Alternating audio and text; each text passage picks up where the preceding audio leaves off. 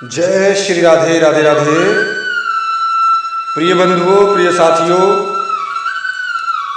आज भी बहुत सुंदर प्रश्न पूछा है और पूछा है कि बताइए जी, पूतना जी जो कंस ने भेजी थी भगवान श्री कृष्ण जी को मारने के लिए, वह पूतना रूप धारण कैसे कर लेती थी और उस पूतना को किसका वरदान था, कौन सी तपस्या की थी। तो साथियों, आपने बहुत ही सुंदर प्रश्न किया है, धन्यवाद। और इस प्रश्न से लगता है आप बहुत बड़े विद्वान हैं। आपने बहुत ही सुंदर प्रश्न किया है, इसीलिए हम आपके प्रश्न का उत्तर देने के लिए जा रहे हैं। साथियों सुनिए, अगर आप हमारे चैनल पर नए सब्सक्राइब नहीं कर लिया है तो कर लीजिए। साथियों, एक समय की बात है जिस समय कंस जी कह रहे हैं, पूतना मेरा शत्रु गोकुल में है, आप उसे मारने के लिए जाइए, क्योंकि मेरा कार्य आप पूतना कर सकती हैं और कोई नहीं कर सकता है। ढूंढो से और जहां मिल जाए से मार डालिए। और कहा है, तुम माया द्वारा मनुष्य का रूप धारण करके जाओ, क्योंकि पूतना जी माया जानती थी, वो बहुत बड़ी मायावी थी, राक्षसी थी। यहां पर बताया जाता है कि पहले वो कुरूप राक्षसी थी, लेकिन सुंदर रूप धारण करके वह गई। और आपके प्रश्न का उत्तर यह है कि साथियों यहां पर और कहा, यहां तुम पूतना जी ने तपस्या की थी और तपस्या करने के पश्चात में उस साधना से दुर्वासा ऋषि जी बहुत ही प्रसन्न हुए और दुर्वासा ऋषि जी ने खुश होकर पूतना को मंत्र दिया, महामंत्र दिया, दिव्य मंत्र दिया कि हे पूतना, ये मंत्र है, इस मंत्र से तुम कोई भी रूप धारण कर सकती हो, रूप धारण करने में समर्थ हो, जिस रूप को चाहोगी वो रूप धारण कर सकती हो और जो चाहे रूप बदल सकती हो।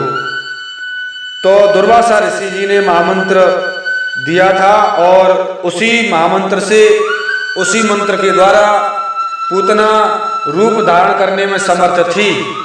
इस बात को सिर्फ कंस ही जानता था और बाकी कोई नहीं जानता था, और उसके भाइयों को पता था। उसका भाई अघासुर, बकासुर और पूतना, ये 3-4 लोगों को आपस में पता था, बाकी लोगों को नहीं पता था। इसीलिए पूतना ने बहुत ही दिव्य उपासना साधना की थी। जंगल में जाकर उसकी तपस्या से प्रसन्न होकर दुर्वासा ऋषि जी ने मंत्र दिया था, उसी मंत्र से पूतना रूप धारण करने में समर्थ थी और वो कोई भी रूप बना लेती थी। तभी तो सुंदर रूप धारण करके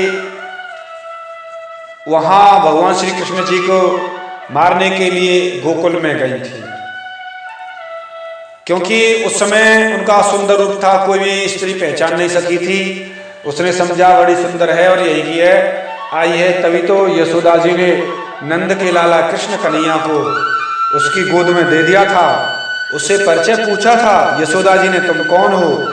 उसने बताया था, मैं यहाँ के गोप की पत्नी हूँ और आप मुझे नहीं जानती, और मेरा विवाह अभी अभी हुआ, कुछ दिन पहले ही आई हूँ और मेरा गाँव बहुत दूर है और यहाँ, इसीलिए यशोदा जी आप अपने लाला को दे दीजिए और मैं उसे देखना चाहती हूँ।